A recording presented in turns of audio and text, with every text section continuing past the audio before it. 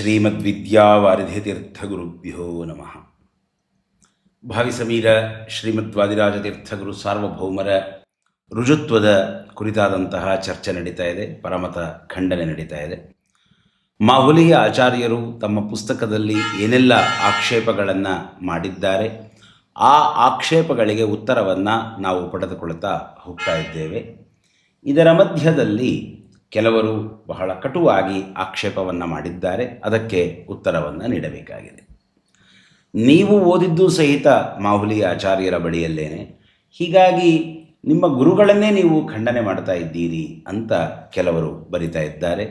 ತಿಂದ ಮನೆಗೆ ದ್ರೋಹ ಬಗೆದವನು ಇತ್ಯಾದಿ ಎಲ್ಲ ಮಾತುಗಳನ್ನು ಕಮೆಂಟ್ಗಳಲ್ಲಿ ಮಾಡಿದ್ದನ್ನು ನೀವು ನೋಡಿದ್ದೀರಿ. ಎರಡನೆಯದು, ಉತ್ತರಾದಿಯರು ಈ ವಿಷಯದಲ್ಲಿ ಎರಡು ಆಕ್ಷೇಪಗಳನ್ನು ನನ್ನ ಮೇಲೆ ಮಾಡಿದ್ದಾರೆ. ಒಂದು, ವಿದ್ಯಾಪೀಠದಿಂದ ಎಲ್ಲವನ್ನ ಕಲಿತುಕೊಂಡು ಬಂದುಬಿಟ್ಟಿದ್ದಾನೆ, ಈಗ ಗುರುಗಳನ್ನು ಬೇಡ ಅಂತಾನೆ ಅಂತ ಒಂದು ಆಕ್ಷೇಪ. ಇನ್ನು ಎರಡನೆಯದು, ವಿದ್ಯಾಪೀಠದಲ್ಲಿ ಇವನೇನು ಕಲಿತೇ ಇಲ್ಲ, ಇವನಿಗೆ ಗುರುಗಳಿಂದ ಜ್ಞಾನವೇ ಬಂದಿಲ್ಲ, ಇವನೆಲ್ಲ ಪುಸ್ತಕ ಓದಿ ಕಲಿತುಕೊಂಡಿದ್ದಾನೆ ಅಂತ ಮದಭಾವಿಯವರ ಆಕ್ಷೇಪ. ಉತ್ತರಾದಿಯರಲ್ಲಿ ಯಾವಾಗಲೂ ಎಲ್ಲ ವಿಷಯದಲ್ಲಿಯೂ ಗೊಂದಲ, ವಿರುದ್ಧವಾದ ಮಾತುಗಳಿದ್ದೇ ಇರ್ತವೆ. ಅವರವರ ಮಾತಿಗೆ ಅವರವರೇ ವಿರುದ್ಧ ಹೇಳ್ತಿರ್ತಾರೆ. ಹೀಗಾಗಿ ನನ್ನ ಮೇಲೆ ಆಕ್ಷೇಪ ಮಾಡಬೇಕಾದ್ರೂ ಸಹಿತ ವಿರುದ್ಧವಾಗಿ ಮಾಡಿದ್ದಾರೆ. ಅವರ ಮಾತುಗಳನ್ನು ಕೇಳಿ. ಇವತ್ತು ಎಷ್ಟೋ ಜನ ಇದ್ದಾರೆ. ಇವತ್ತು ಕೆಲವೊಬ್ರು ವಿಶ್ವನಂದಿ ನಾಗೇಂದ್ರ ವಿಶೇಷವಾಗಿ ಎಲ್ಲ ಗುರುಗಳಲ್ಲಿ ಕಲ್ತಾರ. ಮತ್ತೆ ಗುರುಗಳಿಂದ ನಾವು ವಿದ್ಯಾನೇ ಕಲ್ತಿಲ್ಲ, ಗುರುಗಳ ಬೇಕೇ ಆಗಿಲ್ಲ, ಗುರುಗಳನ್ನೇ ಏಕವಚನದಲ್ಲಿ ಮಹಾಸ್ವಾಮಿಗಳು ಸತ್ಯಾಗ್ರಹ ತೀರ್ಥರನ್ನ ಏಕವಚನದಲ್ಲಿ ಬೈತಾರೆ. ಚರ್ಚೆ ಮಾಡುವಂತಹ ಯೋಗ್ಯತೆ ಅವರಲ್ಲಿಲ್ಲ. ಗುರುಕುಲವಾಸ ಮಾಡಿ ಕಲ್ತಿದ್ರೆ ಈ ಪ್ರಸಂಗ ಬರ್ತಾ ಇರಲಿಲ್ಲ. ಪುಸ್ತಕಗಳನ್ನ ಇಟ್ಕೊಂಡು ಓದಿದಾಗ ಯಾವುದನ್ನ ಎಲ್ಲಿ ಅಪ್ಲೈ ಮಾಡಬೇಕು ಅಂತನ್ನೋದು ಅವರಿಗೆ ಜ್ಞಾನ ಬರಲಿಕ್ಕೆ ಸಾಧ್ಯ ಇಲ್ಲ. ಅದನ್ನು ಪಡಿಬೇಕು ಅನ್ನೋದಿದ್ದರೆ ಗುರುಗಳ ಮುಖದಿಂದಲೇ ಕೇಳಿ ಯಾವ ಯುಕ್ತಿಗಳನ್ನು, ಯಾವ ಪ್ರಮಾಣಗಳನ್ನು ಎಲ್ಲಿ ಬಳಸಿಕೊಳ್ಳಬೇಕು ಅಂತನ್ನೋದನ್ನು ತಿಳಿದುಕೊಳ್ಳಬೇಕು. ನೋಡಿ, ಮಾಹುಲಿ ಆಚಾರ್ಯರ ಏನು ಸತ್ಯಧ್ಯಾನ ವಿದ್ಯಾಪೀಠವಿದೆ, ಅದರಲ್ಲಿ ಸುಮಾರು 4-4.5 ವರ್ಷಗಳ ಕಾಲ ನಾನು ಇದ್ದದ್ದು ಸತ್ಯ. ವಿದ್ಯಾಪೀಠವನ್ನು ಯಾಕೆ ನಾನು ತೊರೆದೆ, ಆನಂತರ ಮಾಹುಲಿ ಆಚಾರ್ಯರನ್ನು ಯಾಕೆ ನಾನು ಪರಿಪೂರ್ಣವಾಗಿ ತೊರೆದೆ ಅನ್ನುವುದನ್ನು ಸಮಾಜದ ಮುಂದೆ ನಾನು ಸ್ಪಷ್ಟವಾಗಿ ತಿಳಿಸ್ತೇನೆ. ಸಾಮಾನ್ಯವಾದಂತಹ ಕುಟುಂಬದವರು ನಾವು. ನಮ್ಮ ಜೀವನದೊಳಗಡೆಗೆ ಒಟ್ಟಾರೆ ಬದಲಾವಣೆ ಬಂದದ್ದೇ ಭಾವಿಸವೀರ ಶ್ರೀಮದ್ ವಾದಿರಾಜತೀರ್ಥ ಗುರು ಸಾರ್ವಭೌಮರ ಕಾರುಣ್ಯದಿಂದ, ಅದಕ್ಕಿಂತ ಮುಂಚೆ ಶ್ರೀ ವಿಜಯಪ್ರಭುಗಳ ಕಾರುಣ್ಯದಿಂದ. ವಿಜಯಪ್ರಭುಗಳ ಕುರಿತಾಗಿ ಒಂದು ಪುಸ್ತಕ ಮನೆಗೆ ಬಂತು. ಅದನ್ನು ಮನೆಯವರೆಲ್ಲರೂ ಕೂಡ ನಾವು ಓದಿದ್ದೆವು. 90-92 ಆಸುಪಾಸಿನಲ್ಲಿ ನಡೆದಂತಹ ಘಟನೆ. ನಾನು 9ನೇ ಕ್ಲಾಸ್ನಲ್ಲಿದ್ದಾಗ ನಡೆದಂತಹ ಘಟನೆ ಪ್ರಾಯ. ಆನಂತರ ನಮ್ಮ ಮನೆಯಲ್ಲಿ ನಾವು ಸ್ವಾದಿಗೆ ಹೋಗುವಂತಹ ಒಂದು ಪ್ರಸಂಗ ಬಂತು. ಸ್ವಾದಿಗೆ ಬಂದ ಬಳಿಕ ನಮ್ಮ ಜೀವನವೇ ಬದಲಾಗಿ ಹೋಯಿತು. ನಮ್ಮ ತಂದೆಯವರು ನನ್ನನ್ನು ಅಡ್ವೊಕೇಟ್ ಮಾಡಬೇಕು ಅಂತ ಹೇಳಿ ಅಪೇಕ್ಷೆ ಪಟ್ಟಿದ್ದರು. ನಮ್ಮ ತಾಯಿಯವರು IAS ಮಾಡಿಸಬೇಕು ನನ್ನ ಕಡೆಯಿಂದ ಅಪೇಕ್ಷೆ ಪಟ್ಟಿದ್ದರು. ನನಗೆ ವೈಯಕ್ತಿಕವಾಗಿ IPS ಆಗಬೇಕಂತ ಅಪೇಕ್ಷೆ ಇತ್ತು. ಈ ತರಹದ ಆಲೋಚನೆ ಇದ್ದಂಥವರು ನಾವು. ಆದರೆ ಭಾವಿಸಮೀರ ಶ್ರೀಮದ್ ವಾದಿರಾಜತೀರ್ಥ ಗುರು ಸಾರ್ವಭೌಮರ ಅನಂತ ಕಾರುಣ್ಯ ಅಧ್ಯಾತ್ಮ ಕ್ಷೇತ್ರಕ್ಕೆ, ಮಧ್ವಶಾಸ್ತ್ರಕ್ಕೆ ನಮ್ಮನ್ನು ಕರೆದುಕೊಂಡು ಬಂದರು. ನಾನು ವಿದ್ಯಾಪೀಠಕ್ಕೆ ಸೇರಿದಂತಹ ಪ್ರಸಂಗ ಇವತ್ತಿಗೂ ಸಹಿತ ನನಗೆ ಸ್ಪಷ್ಟವಾಗಿ ನೆನಪಿದೆ. ನಮ್ಮ ತಂದೆಯವರು ನನ್ನನ್ನು ವಿದ್ಯಾಪೀಠಕ್ಕೆ ಸೇರಿಸಬೇಕು ಅನ್ನುವ ನಿರ್ಣಯವನ್ನು ತೆಗೆದುಕೊಂಡದ್ದು ವಿಶ್ವಾಮಿತ್ರಾಚಾರ್ಯರು ಅಂತ ಇದ್ದರು. ಹರಯೇ ನಮಃ ಅಂತ ಅವರನ್ನು ಕರೀತಾ ಇದ್ದರು.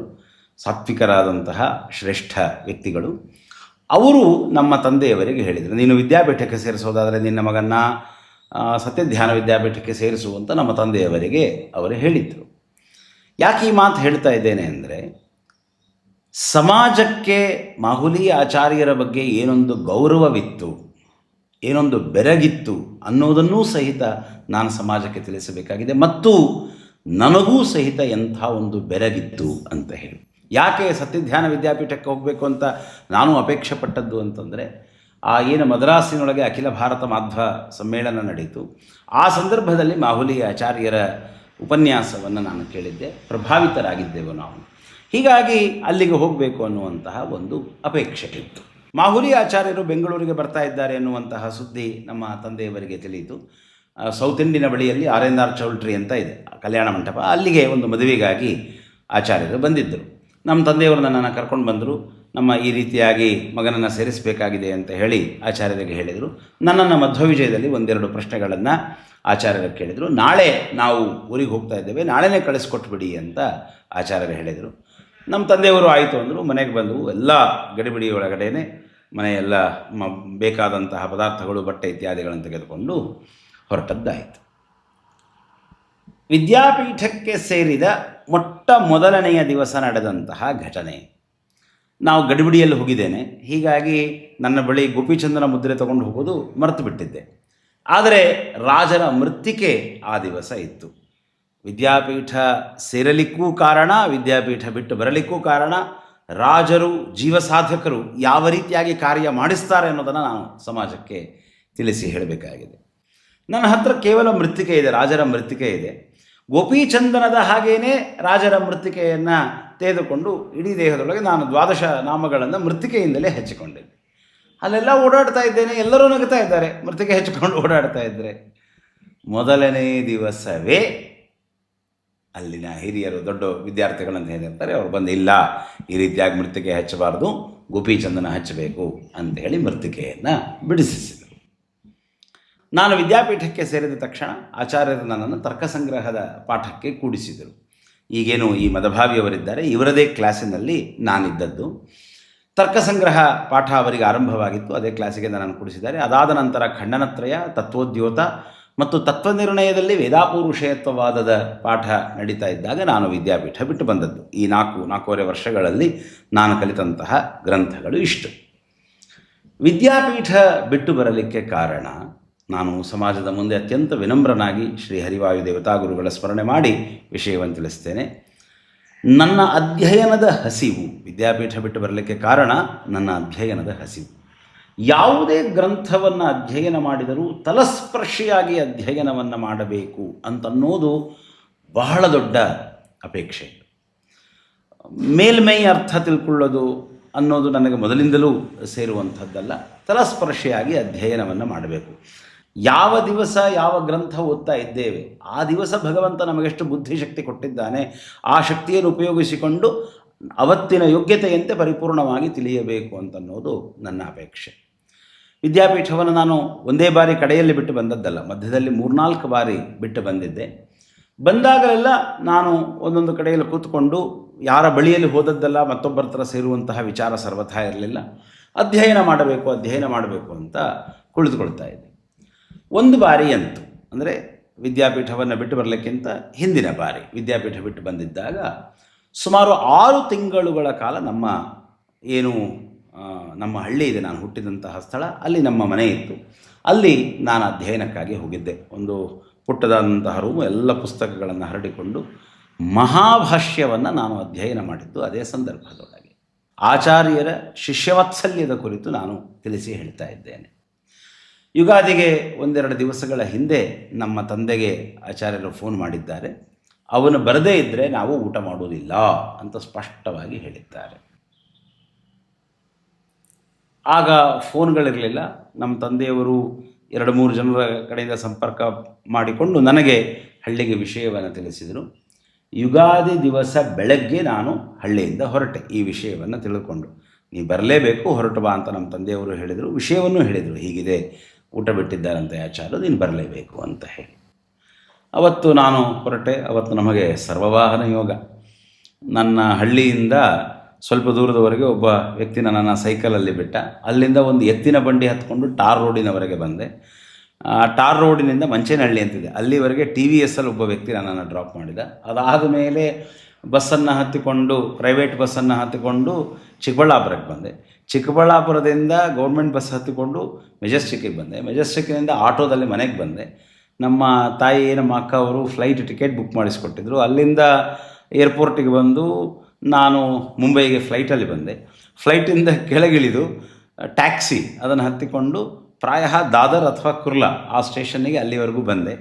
ಅದಾದ ನಂತರ ಲೋಕಲ್ ಟ್ರೈನ್ ಒಳಗಡೆಗೆ ಮುಲುಂಡಿಗೆ ಬಂದೆ. ಮುಲುಂಡಿನ ಸ್ಟೇಷನ್ನಿಂದ ವಿದ್ಯಾಪೀಠದವರೆಗೆ ನಡ್ಕೊಂಡು ಬಂದೆ. ಸರ್ವವಾಹನ ಯೋಗ. ನಾನು ಬರುವಷ್ಟೊತ್ತಿಗೆ ಸುಮಾರು 6:30-7 ಗಂಟೆ ಆಗಿದೆ. ಆಚಾರ್ಯರು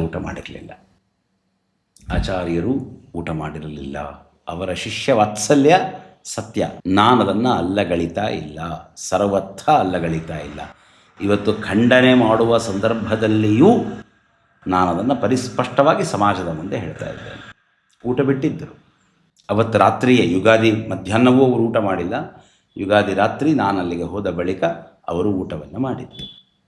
ಅಷ್ಟು ವಾತ್ಸಲ್ಯವನ್ನು ಅವರು ತೋರಿಸ್ತಾ ಇದ್ದರು. ನನ್ನೊಬ್ಬನ ಮೇಲೆ ಅಲ್ಲ, ಎಲ್ಲ ವಿದ್ಯಾರ್ಥಿಗಳ ಮೇಲೂ ಸಹಿತ ಅವರು ಅದೇ ತರಹದ ವಾತ್ಸಲ್ಯವನ್ನು ತೋರಿಸ್ತಾರೆ. ನನ್ನ ಮೇಲೆ ನಾನು ಸ್ಪಷ್ಟವಾಗಿ ಹೇಳ್ತೇನೆ, ಅತಿ ಹೆಚ್ಚಿನ ವಾತ್ಸಲ್ಯವನ್ನು ತೋರಿಸಿದ್ದಾರೆ, ಅತೀ ಹೆಚ್ಚಿನ ವಾತ್ಸಲ್ಯವನ್ನು ತೋರಿಸಿದ್ದಾರೆ. ಅವತ್ತು ರಾತ್ರಿ ಸುಮಾರು 3:30-4 ಗಂಟೆಯವರೆಗೆ, ಬೆಳಗಿನ ಜಾವದವರೆಗೆ ನಾನು ಆಚಾರ್ಯರು ಕುಳಿತು ಮಾತನಾಡಿದ್ದು. ಆಚಾರ್ಯ ನಮ್ಮನ್ನು ಮಾತನಾಡಿಸಿದರು, ಯಾಕೆ ಬಿಟ್ಟು ಹೋದದ್ದು ಏನು ಅಂತ ಹೇಳಿ. ನಮ್ಮ ತಂದೆಯವರಿಗೆ ಫೋನ್ ಮಾಡಿದಾಗ ಕೇಳ್ಕೊಂಡಿದ್ದಾರೆ ಏನು ಮಾಡ್ತಾ ಇದ್ದಾನೆ ಅಂತ. ನಮ್ಮ ತಂದೆಯವರು ಸ್ಪಷ್ಟವಾಗಿ ಹೇಳಿದ್ದಾರೆ, ಅಲ್ಲಿ ಹೋಗಿದ್ದಾನೆ, ಏಕಾಂತದಲ್ಲಿ ಎಲ್ಲ ಪುಸ್ತಕಗಳನ್ನು ತೆಗೆದುಕೊಂಡು ಹೋಗಿ ಓದ್ತಾ ಕೂತಿದ್ದಾನೆ ಅಂತ ನಮ್ಮ ತಂದೆಯವರು ಸಹಿತ ತಿಳಿಸಿ ಹೇಳಿದ್ದಾರೆ. ಆಚಾರ್ಯರು ಕೇಳಿದರು, ಏನು ಓದಬೇಕು, ಹೇಗೆ, ಯಾಕೆ ಇದನ್ನು ಬಿಟ್ಟು ಹೋದದ್ದು ಅಂತ. ನಾನು ಸ್ಪಷ್ಟವಾಗಿ ಹೇಳಿದೆ, ನನಗೆ ಒಂದೊಂದೊಂದೊಂದು ಪುಟ್ಟ ಪುಟ್ಟ ಪಾಠವನ್ನು ಸಹಿತ ಬಿಡಲಿಕ್ಕೆ ನನಗೆ ಅಪೇಕ್ಷೆ ಇಲ್ಲ, ಒಂದೊಂದು ಗ್ರಂಥವನ್ನು ಬಿಡಲಿಕ್ಕೆ ನನಗೆ ಅಪೇಕ್ಷೆ ಇಲ್ಲ. ಸಕಲ ಗ್ರಂಥಗಳ ಅಧ್ಯಯನವಾಗಬೇಕು, ಎಲ್ಲವನ್ನು ಓದಬೇಕು. ನ್ಯಾಯಸುಧಾ ಓದುವಂಥ ಸಂದರ್ಭದಲ್ಲಿ ಶಾಕುಂತಲ ಓದೋ ಪ್ರಸಕ್ತಿ ಬರತಕ್ಕದ್ದಲ್ಲ. ನ್ಯಾಯಸುಧಾ ಓದ್ತಾ ಇದ್ದೀವಿ ಅಂದರೆ ಎಲ್ಲ ಗ್ರಂಥಗಳನ್ನು ಓದಿ ಅದನ್ನು ಓದಬೇಕು ಅನ್ನುವಂತಹ ಅಪೇಕ್ಷೆ ಅನ್ನೋದನ್ನು ಹೇಳಿದೆ. ಎಲ್ಲ ಗ್ರಂಥಗಳ ಈ ರೀತಿಯಾದ ಪಾಠ ನಡೀತಾ ಕೂತರೆ ಉಳಿದ ವಿದ್ಯಾರ್ಥಿಗಳಿಗೆ ಬಹಳ ವಿಳಂಬ ಆಗುತ್ತಲ್ಲ ಅನ್ನೋದಕ್ಕೆ ಆಚಾರ್ಯರೊಂದು ನಿರ್ಧಾರವನ್ನು ತೆಗೆದುಕೊಂಡರು. ಎಲ್ಲರಿಗೂ ಮೊದಲಿಗೆ ಸುಧಾಮಂಗಳ ಮಾಡಿಬಿಡೋಣ ಅಂತ ನಾನು ಸ್ಪಷ್ಟವಾಗಿ ಹೇಳಿದೆ. ಸುಧಾಮಂಗಳ ಆದ ಬಳಿಕವೂ ನಾನು ವಿದ್ಯಾಪೀಠ ಬಿಟ್ಟು ಹೋಗೋದಿಲ್ಲ. 10 ವರ್ಷ ಅಲ್ಲ, 15 ವರ್ಷ ಅಲ್ಲ, ಇಲ್ಲೇ ಇರುವಂಥ ನಾನು ಇರ್ತೇನೆ. ನನಗೆ ಗ್ರಂಥಗಳ ಪಾಠ ಆಗಬೇಕು. ಅದಕ್ಕೆ ಆಚಾರ್ಯ ಹೇಳಿದ್ದು, ಮೊದಲಿಗೆ ಭಾಗವತ ತಾತ್ಪರ್ಯ, ಆನಂತರ ತತ್ವಪ್ರಕಾಶಿಕ, ಅದಾದಮೇಲೆ ಸುಧಾ ಪಾಠ ಮಾಡಿ ಈ ಕ್ಲಾಸಿಗೆ ಸುಧಾಮಂಗಳ ಮುಗಿಸೋಣ, ಆನಂತರ ನೀನು ಪೂರ್ಣವಾಗಿ ಅಧ್ಯಯನ ಮಾಡಬಹುದು ಅಂತ ಆಚಾರ್ಯರು ಹೇಳಿ ಬದಲಾಯಿಸಿ ಭಾಗವತ ತಾತ್ಪರ್ಯವನ್ನು ಸಹಿತ ಪಾಠ ಆರಂಭ ಮಾಡಿದರು. ಇಷ್ಟು ವಾತ್ಸಲ್ಯ ಅವರಿಗೆ. ಅಂದರೆ ವಿದ್ಯಾಪೀಠ ಬಿಟ್ಟು ಹೋದಂತಹ ಹುಡುಗನನ್ನು ಉಪವಾಸ ಕುಳಿತು ಕರೆಸಿಕೊಳ್ಳುವಷ್ಟು ವಾತ್ಸಲ್ಯ ಅವಶ್ಯವಾಗುಂಟು, ನನ್ನ ಮೇಲೆ ತೋರಿಸಿದ್ದಾರೆ. ಅದನ್ನು ನಾನು ಅಲ್ಲಗಳಿತಾ ಇಲ್ಲ, ಸರ್ವಥ ಅಲ್ಲಗಳಿತಾ ಇಲ್ಲ. ಇದು ನಡೆದದ್ದು ಚೈತ್ರ ಯುಗಾದಿಯಲ್ಲಿ. ಶ್ರಾವಣದ ಸಂದರ್ಭಕ್ಕೆ ಹರಿಕಥಾಮೃತ ಸಾರದ ಪಾಠ ಆರಂಭವಾಯಿತು. ಈ ಪಾಠ ಅಂದರೆ ಒಂದೇ ಕ್ಲಾಸಿಗಂತಲ್ಲ, ಇಡೀ ವಿದ್ಯಾಪೀಠದ ಹುಡುಗರನ್ನೆಲ್ಲ ಕೂಡಿಸಿ ಆಚಾರ್ಯರು ವಾರಕ್ಕೊಂದೆರಡು ದಿವಸಗಳ ಕಾಲ ಹರಿಕಥಾಮೃತ ಸಾರದ ಬಗ್ಗೆ ತಿಳಿಸಿ ಹೇಳ್ತಾ ಇದ್ದರು. ಈ ತರಹದ ಘಟನೆಗಳು ಸುಮಾರು ನಡೆದಿವೆ. ಇದು ನನಗೆ ಟ್ರಿಗರ್ ಆದ ಘಟನೆ, ಯಾಕೆ ವಿದ್ಯಾಪೀಠ ಬಿಟ್ಟು ಬರಬೇಕು ಅನ್ನೋದಕ್ಕೆ ಟ್ರಿಗರ್ ಆದಂತಹ ಘಟನೆ. ಆ ಹರಿಕಥಾಮೃತ ಸಾರದ ಪಾಠ ನಡೆಯುವಂತಹ ಸಂದರ್ಭದಲ್ಲಿ ಆಚಾರ್ಯರು ನಮ್ಮ ರುದ್ರದೇವರ ಸಾಧನೆಯ ಕುರಿತಾಗಿ ಏನು ಮಾತುಗಳಿವೆ ಹರಿಕಥಾಮೃತ ಸಾರದಲ್ಲಿ, ಅದರ ವಿಮರ್ಶೆಯನ್ನು ಮಾಡಿದರು. ವಿಮರ್ಶೆಯ ಹಂತವನ್ನು ಮೀರಿ ಶ್ರೀ ಜಗನ್ನಾಥ ದಾಸಾರ್ಯರಲ್ಲಿ ಅಗೌರವವನ್ನು ಹುಟ್ಟಿಸ್ತಾ ಇತ್ತು. ಇದು ನನ್ನ ಅಭಿಪ್ರಾಯ. ಸಮಾಜ ಒಪ್ಪಬೇಕು ಒಪ್ಪಬಾರ್ದಲ್ಲ. ನಾನು ಅಲ್ಲೊಬ್ಬ ವಿದ್ಯಾರ್ಥಿ ಕೂತಿದ್ದೇನೆ, ನನ್ನ ಮನಸ್ಸಿಗೆ ಅದು ಮೂಡ್ತಾ ಇದೆ. ಆ ರೀತಿಯಾಗಿ ಅವರು ಮಾತನಾಡ್ತಾ ಇದ್ದಾರೆ. ನನ್ನ ಅಭಿಪ್ರಾಯವನ್ನು ನಾನು ಹೇಳ್ತಾ ಇದ್ದೇನೆ. ಆಗೆಲ್ಲ ಈಗಿನ ಈ ರುಜುತ್ವದ ಪುಸ್ತಕ ಅವರು ಪ್ರಕಟ ಮಾಡಿರಲಿಲ್ಲ. ರುಜುತ್ವದ ಕುರಿತಾದಂತಹ ಮಾತುಗಳು ಪಾಠಗಳಲ್ಲಿ ಮೇಲಿಂದ ಮೇಲೆ ಬರೋದು, ಯಾಕೆ ರುಜುಗಳು ಅಂತ ಒಪ್ಪಬಾರದು ಅನ್ನೋದಕ್ಕೆ ಅವರ ವಾಕ್ಯದಲ್ಲಿರ್ತಕ್ಕಂತಹ ಗ್ರಂಥಗಳಲ್ಲಿರ್ತಕ್ಕಂತಹ ವಾಕ್ಯಗಳನ್ನು ತೋರಿಸಿ, ದೋಷಗಳನ್ನು ತೋರಿಸಿ, ನೋಡಿ ಇದು ಅವರದಲ್ಲೇ ಇರುವಂತಹ ದೋಷ ಇತ್ಯಾದಿ ಮಾತುಗಳು ನಡೀತಾ ಇತ್ತು. ಇವೆಲ್ಲವೂ ರಾಜರ ಬಗ್ಗೆ ಮತ್ತು ಜಗನ್ನಾಥ ದಾಸಾರ್ಯರ ಬಗ್ಗೆ, ಈ ಎರಡು ವಿಶಿಷ್ಟವಾದಂತಹ ಮಹಾನುಭಾವರ ಬಗ್ಗೆ ಅಗೌರವ ಹುಟ್ಟಿಸ್ತಕ್ಕಂತಹ ಪ್ರಸಂಗಗಳು ನಡೀತಾ ಇದ್ದವು. ಅಗೌರವ ಹುಟ್ಟಿಸುವ ಪ್ರಸಂಗಗಳು. ನನಗೆ ಇವತ್ತೇನು ರಾಜರ ಬಗ್ಗೆ ಆಗಲಿ, ಮಾಧ್ವ ಪರಂಪರೆಯ ಬಗ್ಗೆ ಆಗಲಿ, ನಮ್ಮ ಶಾಸ್ತ್ರದ ಬಗ್ಗೆ ಆಗಲಿ ಕನ್ವಿಕ್ಷನ್ ಇದೆ. ಈ ಕನ್ವಿಕ್ಷನ್ ಆ ದಿವಸ ಇರಲಿಲ್ಲ ನಿಜ. ಆದರೆ ರಾಜರ ಅನಂತ ಕಾರುಣ್ಯದಿಂದ, ಶ್ರೀಮದಾನಂದ ತೀರ್ಥ ಭಗವತ್ಪಾದಾಚಾರ್ಯರ, ಶ್ರೀಮದ್ ಟೀಕಾಕೃತ್ಪಾದರ, ನಮ್ಮ ಶ್ರೀಮದ್ ಚಂದ್ರಿಕಾಚಾರ್ಯರ ಅನುಗ್ರಹದಿಂದ ಒಂದು ಎಚ್ಚರವಿತ್ತು. ನಮ್ಮ ಮಹಾನುಭಾವರೇನಿದ್ದಾರೆ, ನಮ್ಮ ಗುರು ಪರಂಪರೆಯ ಮಹಾನುಭಾವರೇನಿದ್ದಾರೆ, ಅವರಿಗಿಂತ ಯಾರೂ ದೊಡ್ಡವರಾಗಲಿಕ್ಕೆ ಸಾಧ್ಯವಿಲ್ಲ. ಆಗೆಲ್ಲ ಬನ್ನಂಜೆ ಗೋವಿಂದಾಚಾರ್ಯರ ಪ್ರಭಾವ ಬಹಳ ಇತ್ತು, ಅದರಲ್ಲೂ ವಿದ್ಯಾರ್ಥಿಗಳ ಮೇಲೆ ಬಹಳ ಪ್ರಭಾವ. ನಾನಂತೂ ಬನ್ನಂಜೆ ಗೋವಿಂದಾಚಾರ್ಯರ ಪ್ರಭಾವಕ್ಕೆ ಒಳಗಾಗಿದ್ದವನು.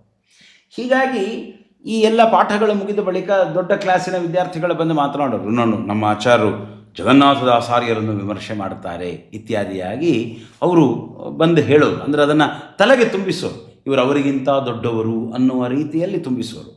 ಇಲ್ಲಿ ಡಾಕ್ಯುಮೆಂಟೆಡ್ ಆದ ವಿಷಯಗಳನ್ನು ಮಾತ್ರ ನಾನು ಹೇಳಬೇಕು ಆದ್ದರಿಂದಾಗಿ ಮತ್ತು ನನ್ನ ಅನುಭವ ನಾನು ಹೇಳಬೇಕಾದ್ದರಿಂದಾಗಿ ಹೇಳ್ತೇನೆ.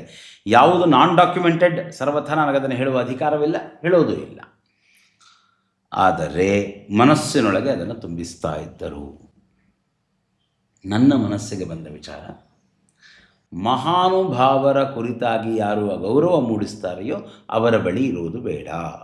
ನನಗೆ ರುಜುತ್ವದ ನಿರ್ಣಯವಿತ್ತು ಆಗ ಅಂತ ಸರ್ವಥ ಹೇಳೋದಿಲ್ಲ. ಅದು ಬಿಟ್ಟು ಬಂದ ಬಳಿಕವೂ ನನಗೆ ರುಜುತ್ವದ ನಿರ್ಣಯ ಇರಲಿಲ್ಲ, ಅನೇಕ ವರ್ಷಗಳು ಇರಲಿಲ್ಲ. ಇದೇ ಪ್ರಭಾವದಲ್ಲೇ ಇದ್ದೆ, ಮಾಹುಲಿ ಆಚಾರ್ಯರ ಪ್ರಭಾವದಲ್ಲೇ ಇದ್ದೆ, ರಾಜರು ರುಜುಗಳಲ್ಲ ಅನ್ನುವ ಪ್ರಭಾವದಲ್ಲೇ ಇದ್ದೆ.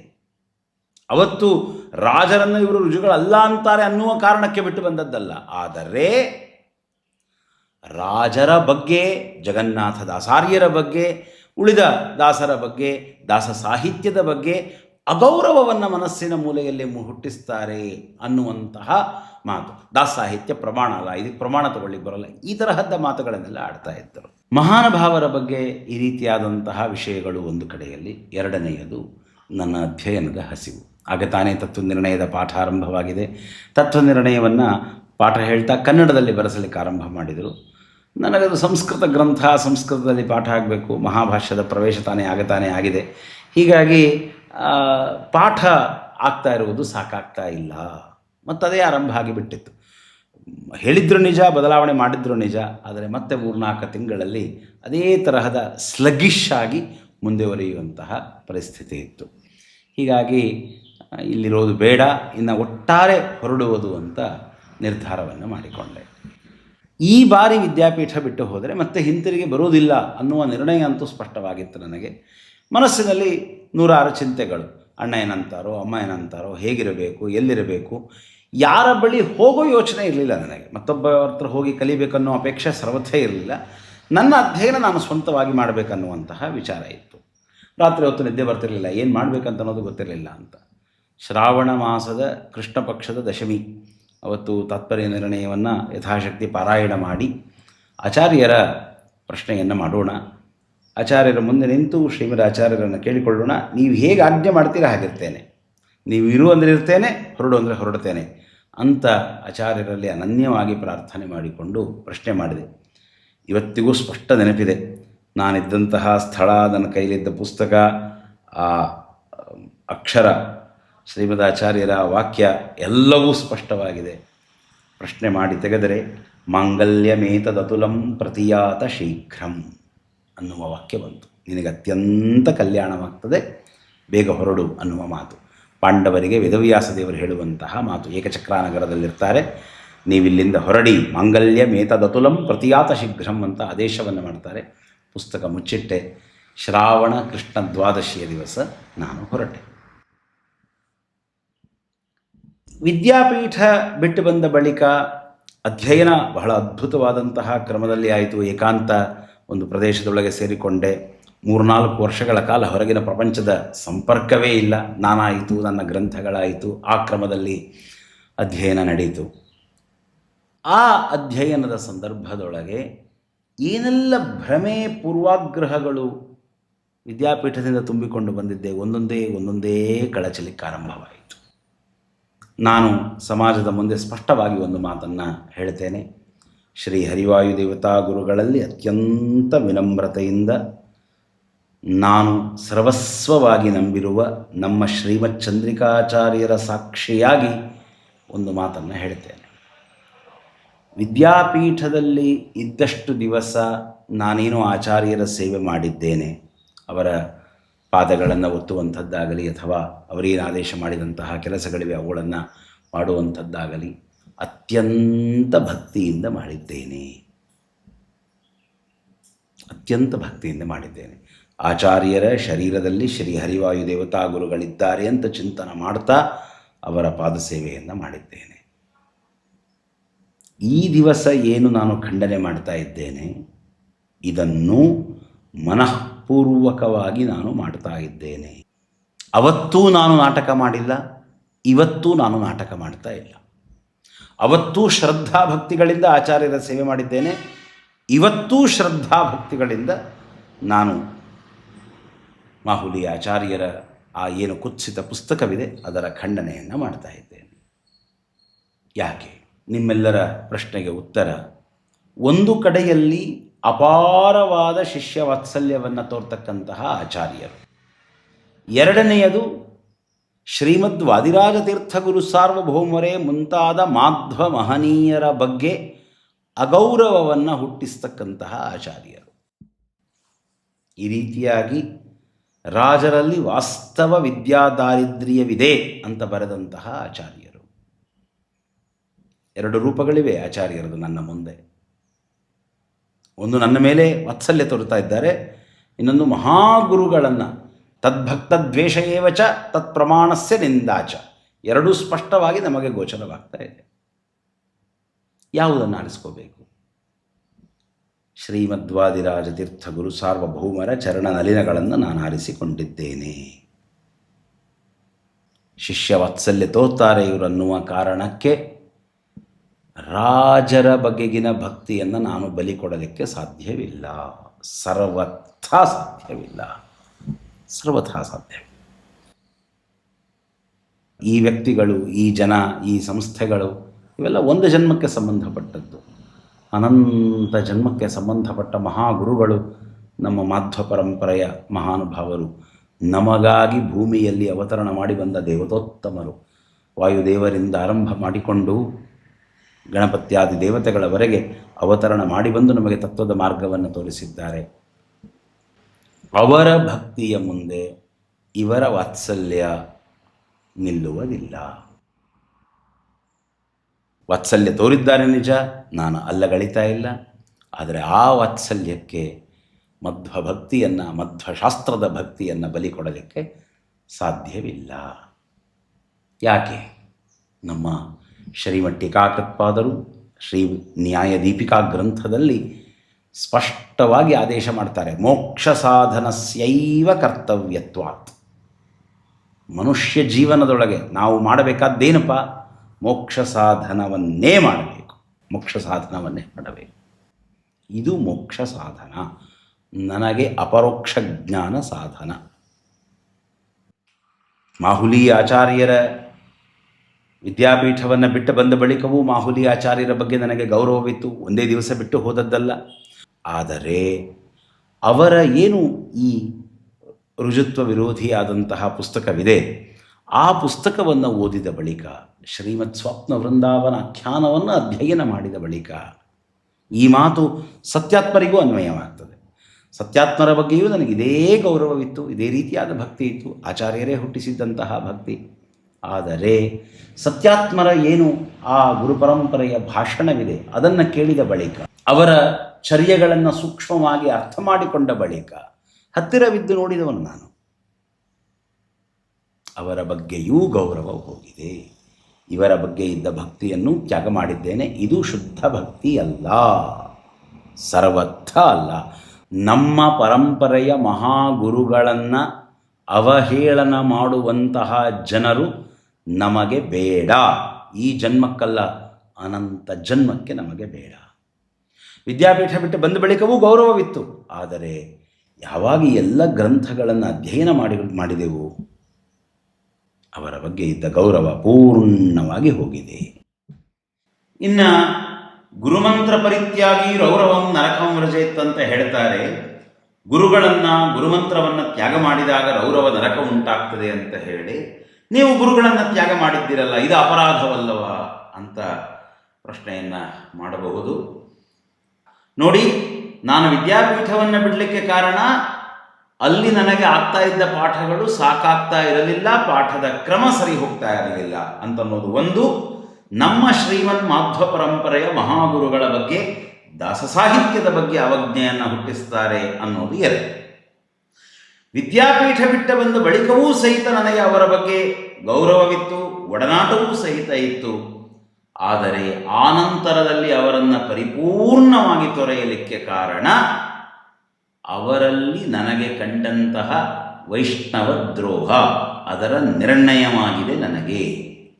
ಶ್ರೀಮದ್ ತ್ರಿವಿಕ್ರಮ ಪಂಡಿತಾಚಾರ್ಯರು ಯಾವ ರೀತಿಯಾಗಿ ತಮಗೆ ಅದ್ವೈತ ಪಾಠ ಹೇಳಿದ ಗುರುಗಳನ್ನು ತ್ಯಾಗ ಮಾಡಿದರೋ, ಆ ಮಹಾನುಭಾವರು ನಡೆದ ಮಾರ್ಗವಿದೆ, ನಮಗೆ ಮೇಲ್ಪಂಕ್ತಿ ಇದೆ. ಅದೇ ರೀತಿಯಲ್ಲಿ ನಾನು ಮಾಹುಲಿ ಆಚಾರ್ಯರನ್ನಾಗಲಿ ಮತ್ತು ಸತ್ಯಾತ್ಮರ ಬಗ್ಗೆ ಗೌರವವಿತ್ತು ಅವರ ಬಗ್ಗೆ ಇದ್ದ ಭಕ್ತಿಯನ್ನಾಗಲಿ ನಾನು ತ್ಯಾಗ ಮಾಡಿದ್ದೇನೆ. ಕಾರಣ ಅವರಲ್ಲಿ ಇರತಕ್ಕಂತಹ ತದ್ಭಕ್ತ ದ್ವೇಷ ಏವಚ ತತ್ಪ್ರಮಾಣಸ್ಯ ನಿಂದಾಚ, ಇವೆರಡೂ ವಿಷಯಗಳು ನನಗೆ ನಿರ್ಣಯವಾಗಿವೆ, ಆದ್ದರಿಂದ ತ್ಯಾಗ ಮಾಡಿದ್ದೇನೆ. ಈ ಖಂಡನೆಯನ್ನು ಯಾಕೆ ಮಾಡ್ತಾ ಇದ್ದೀರಿ? ಭಗವಂತನ ಆದೇಶ. ಅವತ್ತು ಅರ್ಜುನರೂ ಸಹಿತ ಯಾರ ಎದುರಿಗೆ ನಿಂತರು? ಪಾಠ ಹೇಳಿಕೊಟ್ಟ ದ್ರೋಣಾಚಾರ್ಯರ ಮುಂದೆ, ಭೀಷ್ಮಾಚಾರ್ಯರ ಮುಂದೆ, ಅಣ್ಣ ತಮ್ಮಂದಿರು ದುರ್ಯೋಧನ ದುಶ್ಯಾಸನಾದಿಗಳು, ಕರ್ಣಾದಿಗಳು ಇವರೆಲ್ಲರೂ ಇದ್ದಾರೆ. ಸ್ನೇಹಿತ ಅಶ್ವತ್ಥಾಮಾಚಾರ್ಯರಿದ್ದಾರೆ. ಅವರೆಲ್ಲದರಿಗೆ ಅರ್ಜುನರು ನಿಂತರು. ನಿಂತದ್ದು ಧರ್ಮ ಅಂತ ಹೇಳಿದ ನಮ್ಮ ಸ್ವಾಮಿ ಆದೇಶ ಮಾಡಿದ, ಮಾ ಮನುಸ್ಮರ ಯುದ್ಧಚ, ಮಾ ಮನುಸ್ಮರ ಯುದ್ಧಚ, ನನ್ನನ್ನು ಸ್ಮರಣೆ ಮಾಡು, ನನ್ನ ಆದೇಶವನ್ನು ಸ್ಮರಣೆ ಮಾಡು. ಏನು ಆದೇಶ? ನಾರಾಯಣ ದ್ವಿಟ್ಟದನುಬಂಧಿ ನಿಗ್ರಹ ಏವ ಪರಮೋ ಧರ್ಮ ತದ್ವಿರುದ್ಧ ಸರ್ವೋಪ್ಯಧರ್ಮ. ನಾರಾಯಣ ದ್ವೇಷಿಗಳನ್ನು, ಅವರ ಅನುಬಂಧಿಗಳನ್ನು ನಿಗ್ರಹ ಮಾಡುವುದೇ ಧರ್ಮ, ನಿಗ್ರಹ ಮಾಡದೇ ಇರುವುದು ಅಧರ್ಮ. ಭಾಗವತ ಮಾತ್ರಸ್ಯ ಏತಾದೃಶ ನಿಗ್ರಹ ಕರ್ತವ್ಯ ಅಂತ ನಮ್ಮ ಶ್ರೀ ಟೀಕಾಕೃತ್ಪಾದರು ಶ್ರೀಮನ್ಯಾಯ ದೀಪಿಕಾ ಗ್ರಂಥದಲ್ಲಿ ತಿಳಿಸಿ ಹೇಳ್ತಾರೆ. ಕೇವಲ ಕ್ಷತ್ರಿಯನ ಧರ್ಮವಲ್ಲ, ಬ್ರಾಹ್ಮಣನ ರೀತಿಯಲ್ಲಿ, ವೈಶ್ಯ ಶೂದ್ರರು ಅವರವರ ರೀತಿಯಲ್ಲಿ ನಾರಾಯಣ ದ್ವಿಟ್ಟದನು ಬಂಧ ನಿಗ್ರಹವನ್ನು ಮಾಡಬೇಕು. ಭಾಗವತ ಮಾತ್ರಸ್ಯ ಅಂತ ನಿರ್ಣಯ ಕೊಡ್ತಾರೆ ನಮ್ಮ ಶ್ರೀಮಠ್ ಟೀಕಾಕೃತ್ಪಾದರು. ತತ್ಪ್ರಮಾಣಸ್ಯ ನಿಂದಾಚ ತದ್ಭಕ್ತ ದ್ವೇಷ ಏವಚ. ಇವರು ಮಾಡುವಂತಹ ಪ್ರತಿಪಾದನೆಗಳು ಏನಿವೆ ಇವುಗಳಿಗೆ ಯಾವ ಪ್ರಮಾಣಗಳು ಬೇಡ. ಉತ್ತರಾದಿಯರ ಏನು ಅಸತ್ ಕಥೆಗಳಿವೆಯಲ್ಲ, ಮಹಾನುಭಾವರ ನಿಂದೆ ಮಾಡತಕ್ಕಂತಹ ಹೇವರಿಕೆ ಹುಟ್ಟಿಸುವಂತಹ ಕಥೆಗಳು, ಅವುಗಳಿಗೆ ಇವ್ರಿಗೆ ಯಾವ ಪ್ರಮಾಣಗಳು ಬೇಡ. ಇವರಿಗೆ ಯಾವುದಕ್ಕೂ ಪ್ರಮಾಣ ಬೇಡ. ಇವರಿಗೆ ಬ್ರಹ್ಮಶಬ್ದರಹಿತವಾದ ಅಪಪಾಠವನ್ನು ಸಮರ್ಥನೆ ಮಾಡಬೇಕಾದ್ರೆ ಶ್ರೀಮದಾಚಾರ್ಯರ ಗ್ರಂಥದ ಪ್ರಮಾಣ ಬೇಕು, ಬೇಡ ಇವರಿಗೆ. ಹೇಳಿದ್ದಾರೆ ಶ್ರೀಮದಾಚಾರ್ಯರು, ಹೇಳಿದ್ದಾರೆ ಶ್ರೀಮಠ್ ಟೀಕಾಕೃತ್ಪಾದರು. ಆದರೆ ರಾಜರ ರುಜುತ್ವದ ವಿಷಯಕ್ಕೆ ಬಂದರೆ ಗ್ರಂಥದ ಪ್ರಮಾಣವೆಲ್ಲಿದೆ ಅಂತ ಕೇಳ್ತಾರೆ. ಇರುವ ಪ್ರಮಾಣಗಳನ್ನು ಅಲ್ಲಗಳಿತಾರೆ.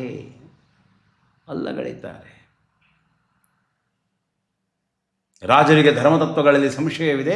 ರಾಜರಲ್ಲಿರುವುದು ವಾಸ್ತವ ವಿದ್ಯಾದಾರಿದ್ರ್ಯ. ರಾಜರು ತಮ್ಮನ್ನು ತಾವು ನಿಂದೆ ಮಾಡಿಕೊಂಡಿದ್ದಾರೆ. ಈ ತರಹದ ಮಾತುಗಳನ್ನು ಬರೆದಿದ್ದಾರೆ. ನಮ್ಮ ಮಧ್ವಶಾಸ್ತ್ರದ ಮೇಲೆ, ಮಾಧ್ವ ಪರಂಪರೆಯ ಗುರುಗಳ ಮೇಲೆ ಯಾರೇ ಅವಹೇಳನ ಮಾಡಿದರೂ ಅದಕ್ಕೆ ಉತ್ತರ ಕೊಡಬೇಕಾದ್ದು ಕರ್ತವ್ಯ ಅನ್ನುವ ಕಾರಣಕ್ಕಾಗಿ ನಾನು ಉತ್ತರವನ್ನು ನೀಡ್ತಾ ಇದ್ದೇನೆ.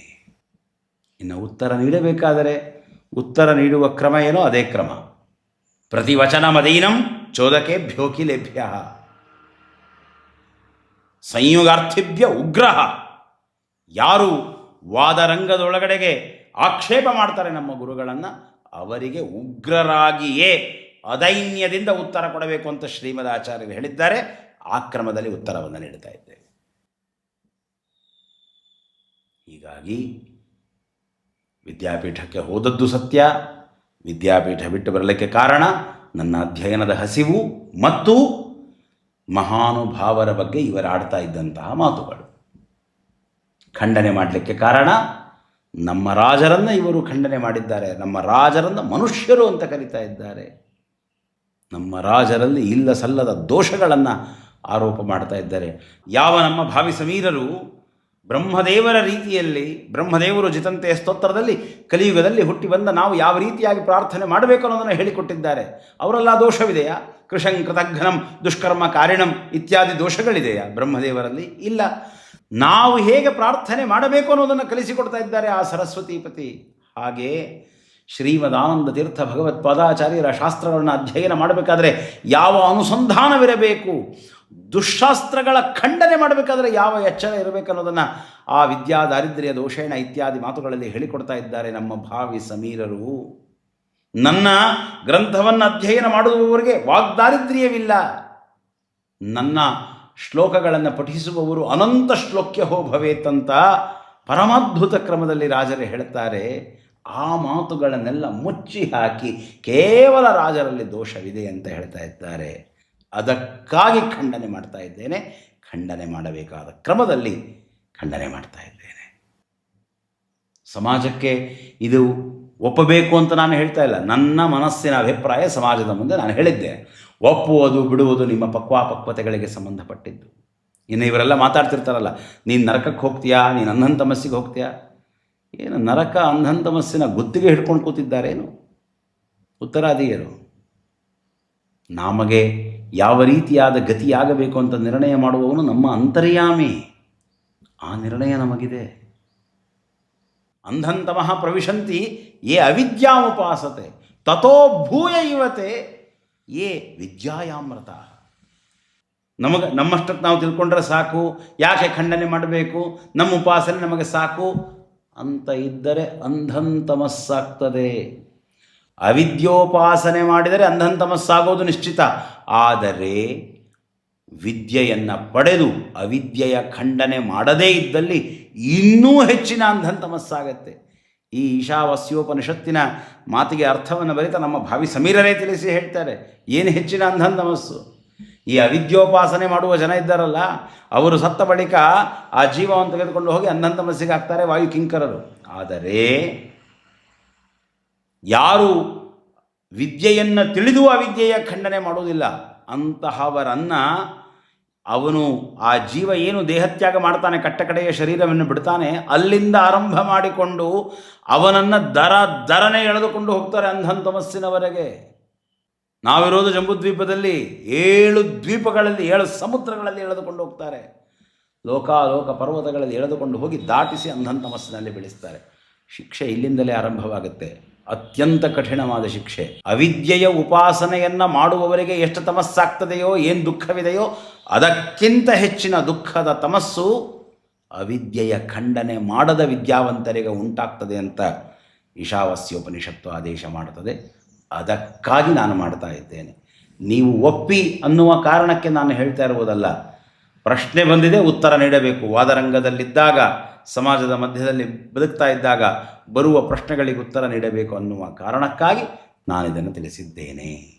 ಹೀಗಾಗಿ ಇದು ನನ್ನ ಅಪರೋಕ್ಷ ಜ್ಞಾನ ಸಾಧನ. ನಮ್ಮ ಗುರುಗಳನ್ನು ನಿಂದೆ ಮಾಡಿದವರಿಗೆ ನಾವು ಉತ್ತರ ನೀಡಬೇಕಾಗಿದೆ. ಅವರಿಗರ್ಥವಾಗುವ ಭಾಷೆಯಲ್ಲಿಯೇ ಅವರಿಗೆ ಉತ್ತರವನ್ನು ನೀಡುತ್ತೇವೆ ಅಂತ ಹೇಳ್ತಾ, ಗುರುವಂತರ್ಗತ ಮಧ್ವಾಂತರ್ಗತ ಶ್ರೀಕೃಷ್ಣಾರ್ಪಣಮಸ್ತು.